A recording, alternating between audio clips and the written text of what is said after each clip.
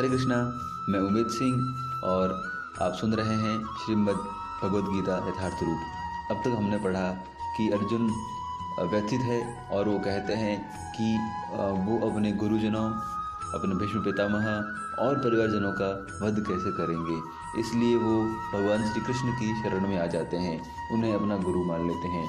फिर भगवान श्री कृष्ण उन्हें उपदेश देते हैं कि विद्वान व्यक्ति जीवित या मृत के लिए शोक नहीं करता, और ये जिनकी तुम चिंता कर रहे हो, मैं, तुम और ये सारे राजा, सारे लोग, ये सभी लोग पहले भी थे, अभी भी हैं और बाद में भी रहेंगे, क्योंकि ये शरीर नहीं है, आत्माएं हैं। जिस तरह से शरीर अपनी अवस्था बदलता है, बाल्यावस्था, युवा अवस्था, वृद्धावस्था, ठीक उसी प्रकार आत्मा भी एक शरीर से दूसरे शरीर में जाकर अपनी अवस्था को बदलती रहती है। अब हम आगे देखेंगे भगवान श्री कृष्ण और क्या उपदेश देते हैं। बने रहें और सुनते रहें श्रीमद् भगवद गीता यथार्थ रूप।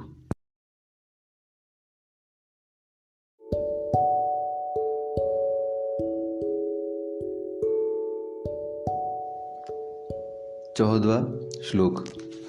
मात्रा स्पर्शाः तु कौन्तेय शीतोष्ण सुख दुःखदा आगम अपायिनः अनित्याः तान् तितिक्षस्व भारत। हे कुंती पुत्र, सुख तथा दुख का क्षणिक उदय तथा कालक्रम में उनका अंतर्धान होना सर्दी तथा गर्मी की ऋतुओं के आने जाने के समान है।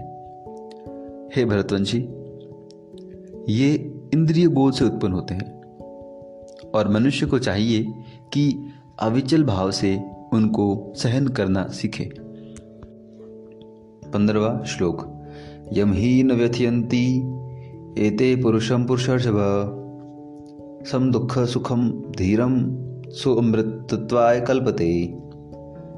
हे पुरुष श्रेष्ठ अर्जुन, जो पुरुष सुख तथा दुख में विचलित नहीं होता और इन दोनों में समभाव रखता है, वह निश्चित रूप से मुक्ति के योग्य है। 16वां श्लोक। नास्तो विद्यते भावो ना भावो विद्यते स्तः उभयोरपि दृष्टो अंतः तु अन्योः तत्वदर्शिर्भि। तत्वदर्शियों ने यह निष्कर्ष निकाला है कि असत भौतिक शरीर का तो कोई चिर स्थायित्व नहीं है, किंतु सत आत्मा अपरिवर्तित रहता है। उन्होंने इन दोनों की प्रकृति के अध्ययन द्वारा यह निष्कर्ष निकाला है। 17वां श्लोक।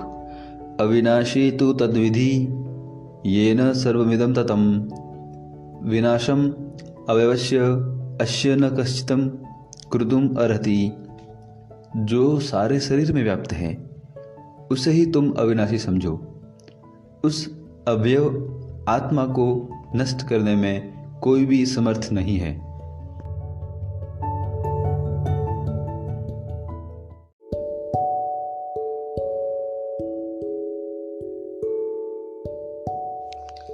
अंतवन्तः इमे देहा नित्यस्योक्ताः शरीरिणः अनाशिनो अप्रमेयस्य तस्माद् युद्धस्य भारत।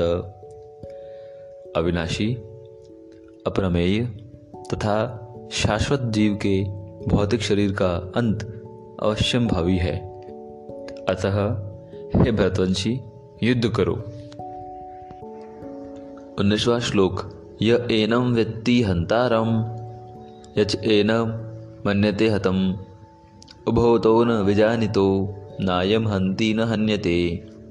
जो इस जीवात्मा को मारने वाला समझता है तथा जो इसे मरा हुआ समझता है, वे दोनों ही अज्ञानी हैं, क्योंकि आत्मा न तो मारता है और न मारा जाता है।